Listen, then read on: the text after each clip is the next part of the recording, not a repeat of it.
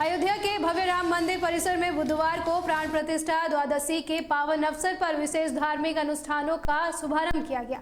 इस कार्यक्रम में देश के रक्षा मंत्री राजनाथ सिंह और उत्तर प्रदेश के मुख्यमंत्री योगी आदित्यनाथ ने सम्मिलित होकर रामलला की विधिवत पूजा अर्चना और अभिषेक किया।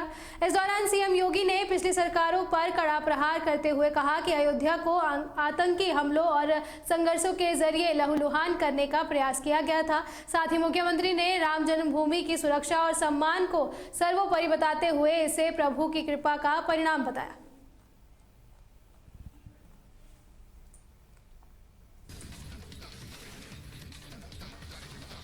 चित्रकूट धाम परिक्षेत्र के पुलिस उप महानिरीक्षक द्वारा बांदा के कलेक्ट्रेट स्थित वामदेव सभागार में एक पुलिस कार्यशाला आयोजित की गई। इस कार्यक्रम में बांदा, हमीरपुर, चित्रकूट और महोबा जिलों के सभी थानों से दो निरीक्षकों ने भाग लिया, जहां पुलिस अधीक्षक प्लास बंसल सहित अन्य अधिकारी भी मौजूद रहे। इस दौरान डीआईजी ने विशेष रूप से बाल विवाह रोकने, बाल संरक्षण और गुमशुदा व्यक्तियों की जल्द से जल्द बरामदगी सुनिश्चित करने के कड़े निर्देश दिए। साथ ही कार्यशाला के दौरान इस बात पर जोर दिया गया कि पुलिस जनता के कार्यों को प्राथमिकता दे और किसी भी स्तर पर लापरवाही न बरती जाए।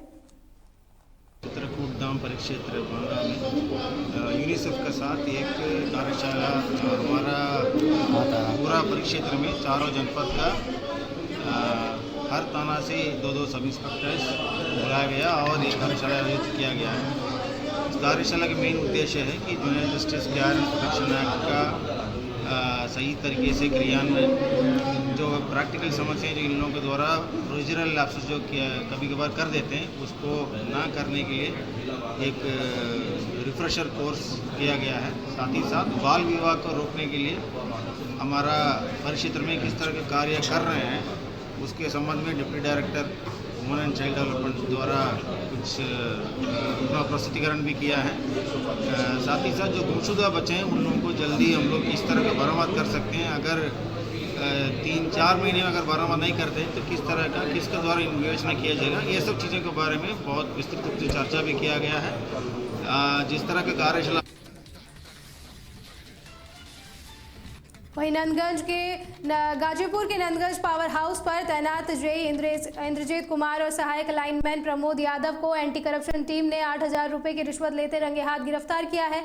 ये कार्रवाई वाराणसी की एंटी करप्शन टीम द्वारा धर्मेंद्र यादव नाम के एक व्यक्ति की शिकायत पर की गई, जिनसे नए बिजली कनेक्शन के बदले पैसों की मांग की जा रही थी। वहीं इस छापेमारी के बाद पुलिस ने मामले में एफआईआर दर्ज कर आगे की जाँच शुरू कर दी है। मामला यही था कि हम अपने खेत में बोरिंग कराए थे सिंचाई के लिए, उसका विद्युत कनेक्शन मंजूर कराने के लिए ऑनलाइन आवेदन किए थे। तो जेई साहब के पोर्टल पर गया, जेई साहब सर्वे करने आए तो हमसे 4,000 रुपये की मांग किए, तो हम दे दिए। देने के बाद फिर बोले कि आपको और 15,000 देना पड़ेगा।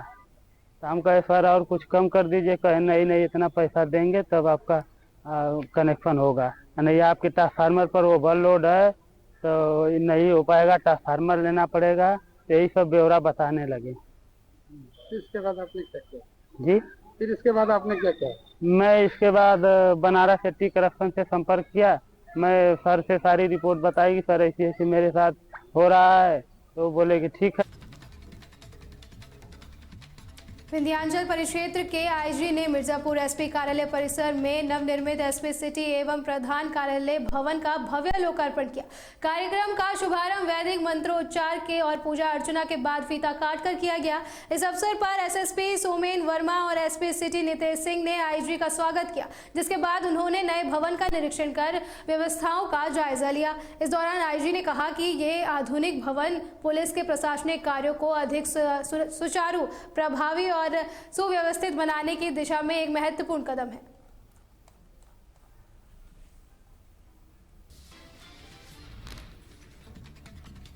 मऊ में अध्यापकों को कुत्ता पकड़ने और संख्या बताने को लेकर पहले फैला रही लापरवाही पर बेसिक शिक्षा अधिकारी संतोष कुमार उपाध्याय ने बड़ा खुलासा किया है।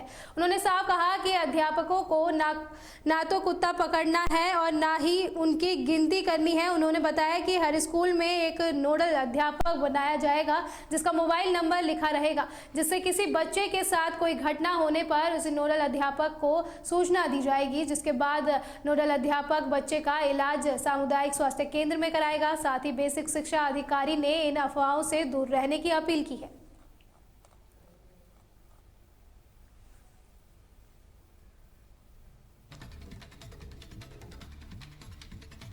हरदोई के बलहेरा गांव में एक 60 साल की वृद्ध महिला की गला घोंटकर हत्या कर दी गई। बता दें, पूरी जांच में सामने आया है कि हत्यारों ने प्रेस के बिजली वाले तार से गला कसकर वारदात को अंजाम दिया था, जिसके बाद घटना की जानकारी मिलते ही पुलिस और फॉरेंसिक टीम ने मौके पर पहुंचकर साक्ष्यों का संकलन किया और मामले की गंभीरता को देखते हुए जांच शुरू कर दी है। साथ ही पुलिस अधीक्षक ने मामले के खुलासे के लिए क्षेत्राधिकारी के नेतृत्व में 2 विशेष टीमों का गठन किया है और दावा किया है कि दोषियों को जल्द गिरफ्तार कर लिया जाएगा।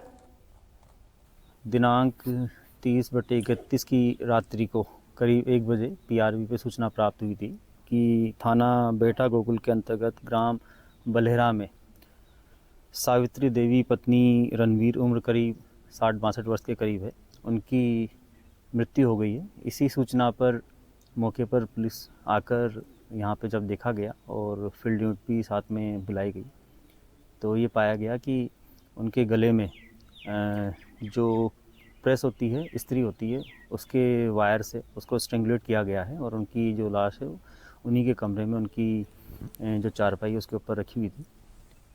इस क्रम में आगे फॉरेंसिक यूनिट से सारे एविडेंसेस कलेक्ट करते हुए जो डेड बॉडी है उसको PM के लिए भेजा गया है और एक पैनल और वीडियोग्राफी के साथ में इसका PM करवाया जा रहा है। साथ ही साथ इनके घर वालों से वार्ता भी की गई है।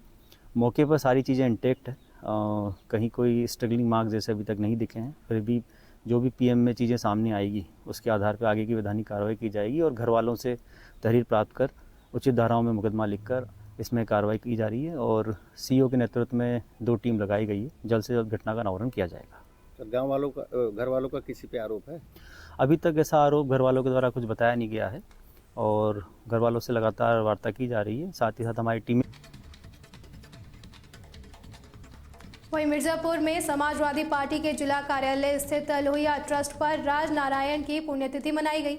जिला अध्यक्ष देवी प्रसाद चौधरी की अध्यक्षता में आयोजित इस कार्यक्रम में सपा नेताओं और कार्यकर्ताओं ने उनके चित्र पर पुष्पांजलि अर्पित कर उन्हें नमन किया। इस दौरान जिला अध्यक्ष ने राज नारायण को भारतीय राजनीति में एक अनूठी मिसाल बताया। साथ ही कार्यक्रम के दौरान वक्ताओं ने उनके जीवन संघर्षों से प्रेरणा लेने और समाजवादी विचारधारा को मजबूत करने का संकल्प लिया।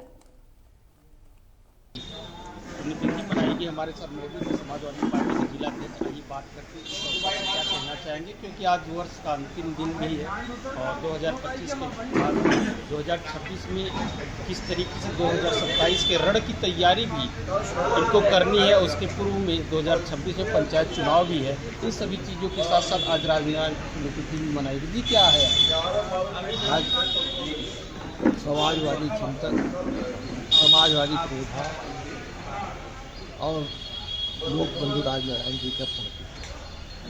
वो महान नेता थे और स्वतंत्रता सेनानी भी थे और आज हम लोग उनको नमन करते, श्रद्धा सुमति करते हैं और उन्होंने बहुत संघर्ष किया और एक बार चुनाव लड़े रायबरेली से इंदिरा गांधी के खिलाफ इकहत्तर में चुनाव हारे और 77 में चुनाव लड़े इंदिरा गांधी को चुनाव हराने के बाद इतना भूचाल मचा देश में, इमरजेंसी भी लगा इसलिए सतीश चंद्र खरे उनके वकील थे इंदिरा गांधी के और जस्टिस थे सिन्हा साहब, उन्होंने उनके खिलाफ फैसला किया, इंदिरा गांधी के खिलाफ तूफान में किया। उसके बाद इस चुनाव के लगा करके बहुड़ा जी थे उत्तर प्रदेश के मुख्यमंत्री, उनके पर इल्जाम दिया कि और उसके बाद उन्होंने सतीश चंद्र इंदिरा गांधी लड़ाई की, बहुड़ा जी उनकी पंचायत चुनाव को लेकर क्या तैयारी? पंचायत चुनाव में हम लोग एकदम कमर कसके तैयार हैं। बहुत बार धोखा खाए। मुरादाबाद के कोतवाली गल शहीद थाना क्षेत्र में एक टाटा सफारी ने कई राहगीरों को टक्कर मार दी। वहीं इस हादसे में 2 मोटरसाइकिलें भी क्षतिग्रस्त हो गई और कार पलट गई। इस घटना में 5 युवक गंभीर रूप से घायल हुए हैं, जिन्हें जिला अस्पताल में भर्ती कराया गया है, जिसके बाद पुलिस ने वाहन को कब्जे में लेकर फरार आरोपियों की तलाश शुरू कर दी। कार्रवाई की देखिए, कल रात्रि लगभग 11:30 बजे मोहल्ला सीधी सराय है, थाना गलसई क्षेत्र में, वहाँ पर एक सफारी गाड़ी ने दो व्यक्तियों को हिट कर दिया था और उन दो व्यक्तियों के पैर में चोटें आई हैं। उनको तत्काल सूचना के बाद हम लोगों ने हॉस्पिटल शिफ्ट कर दिया, उनका इलाज चल रहा है। और जो ये गाड़ी मालिक है, ये थाना मुगलपुरा क्षेत्र के रहने वाले हैं, ड्राइवर भी संभवतः वही थे। उनको हम लोगों ने अभी यहाँ बुलाया थाने पर, दोनों तरफ के लोग आ रहे हैं थाने पर। इनसे हम लोगों ने जो घायल हैं उनके तरफ से तहरीर लेने के लिए कहा है, तहरीर मिलती है उसमें अग्रिम कार्रवाई करेंगे। बहरहाल उनके पैर में चोटें लगी हैं, संभवतः फ्रैक्चर है दोनों के पैर में। वहीं बलरामपुर में नगर की स्वच्छता, सुव्यवस्था और विकास को बेहतर बनाने के उद्देश्य से जिलाधिकारी विपिन जैन ने चौक बाजार से वीर विनय चौराहे तक पैदल निरीक्षण किया। इस दौरान उन्होंने नालियों, सड़कों, सफाई और जल निकासी की स्थिति का जायजा लिया और नालियों के ऊपर बने दुकानों एवं अन्य अतिक्रमणों को हटाने के निर्देश दिए।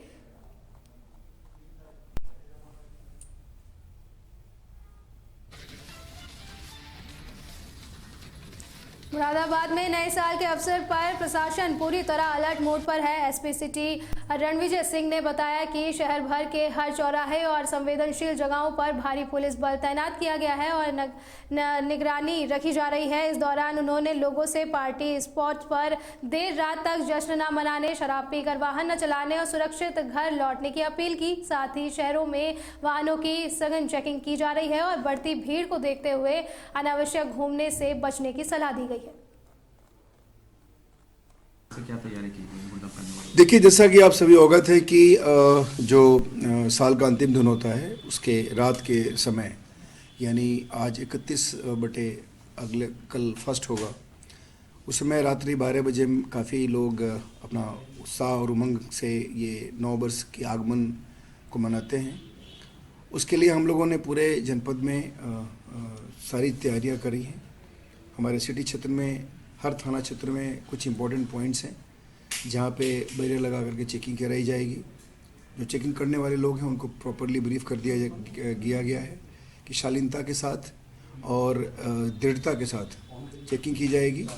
और जो विगत वर्षों में जो हम लोगों के सामने जो समस्याएं आई हैं उसके बारे में बताया गया है कि किन किन समस्याओं को कैसे हैंडल करना है। मुख्य रूप से ड्रंकन ड्राइविंग जो होती है उसकी चेकिंग करी जाएगी और हुड़दंग करने वाले जो लोग होंगे, जो बाइकर्स होंगे, उनके खिलाफ भी हमारी सख्ती रहेगी। हमने बड़ा स्पष्ट कर दिया है कि अगर कोई हुड़दंग करते हुए पाया जाएगा तो उसकी बाइक परमानेंटली सीज कराई जाएगी और अन्य जो नियम हैं उसके खिलाफ, उसके अंदर भी, इनके अंतर्गत भी कार्रवाई की जाएगी। अगर किसी के बाइक में या किसी की गाड़ी में एमपी एक्ट के किसी भी प्रोविज़न का उल्लंघन पाया जाएगा तो उस गाड़ी के विरुद्ध भी कार्रवाई की जाएगी। इसमें हम लोगों ने देखा है विगत वर्षों में कि कुछ लोग ऐसे भी होते हैं जो शोर मचाते। मुरादाबाद के नए साल के जश्न को लेकर पुलिस प्रशासन पूरी तरह मुस्तैद है। एसपी सिटी रणविजय सिंह ने बताया कि शहर भर में भारी संख्या में पुलिस बल तैनात किया गया है। हर चौराहे पर और संवेदनशील इलाकों में पुलिस की कड़ी नजर है। पार्टी स्पॉट्स पर देर रात तक जश्न न मनाने के निर्देश दिए गए हैं। शहर में लगातार वाहनों की चेकिंग की जा रही है। शराब पीकर वाहन चलाने वालों पर सख्त कार्रवाई की चेतावनी भी दी गई है। पुलिस ने लोगों से सुरक्षित तरीके से अपने अपने घर लौटने की अपील की है। बढ़ती भीड़ को देखते हुए देर रात सड़कों पर अनावश्यक घूमने से बचने को। वहीं मुरादाबाद के हथेली वाले बाबा मंदिर में विश्व हिंदू परिषद और बजरंग दल के आह्वान पर सामूहिक हनुमान चालीसा पाठ का भव्य आयोजन किया गया। इस कार्यक्रम में सैकड़ों की संख्या में कार्यकर्ताओं और पदाधिकारियों ने जुटकर 11 बार हनुमान चालीसा का पाठ किया। इस दौरान संवेदनशीलता को देखते हुए सीओ कोतवाली सुनीता दहिया के नेतृत्व में पीएसी और भारी पुलिस बल तैनात रहा ताकि सुरक्षा व्यवस्था चाक चौबंद बनी रहे। गुरट्टी चौराहे पर स्थित हथेली वाले बाबा के मंदिर में आज शाम धर्म और आस्था का एक भव्य दृश्य देखने को मिला। विश्व हिंदू परिषद और बजरंग दल के आह्वान पर यहां 11 बार हनुमान चालीसा का सामूहिक पाठ किया गया, जिसमें सैकड़ों की संख्या में पदाधिकारी और कार्यकर्ता शामिल हुए। शाम 6 बजे से 7 बजे तक चले इस आयोजन के दौरान पूरा इलाका जय श्री राम और जय बजरंग बली के जयकारों से गूंजता रहा। कार्यक्रम को लेकर पुलिस प्रशासन पूरी तरह अलर्ट रहा। सीओ कोतवाली सुनीता दहिया और नाग फनी थाना प्रभारी के नेतृत्व में पीएससी सहित भारी पुलिस बल मौके पर तैनात रहा, जिससे किसी भी तरह की अव्यवस्था न हो। कार्यक्रम में विश्व हिंदू परिषद के वरिष्ठ नेता राजकमल गुप्ता, वीप के केंद्रीय पदाधिकारी और नगर विधायक रितेश गुप्ता मौके पर मौजूद रहे। आयोजकों के अनुसार इस हनुमान चालीसा का पाठ उद्देश्य समाज में धार्मिक चेतना, एकता और शांति का संदेश देना था। पूरे आयोजन के दौरान अनुशासन और शांति बनी रही। शाम 7 बजे विधिवत रूप से पाठ का समापन हुआ, जिसके बाद सभी श्रद्धालु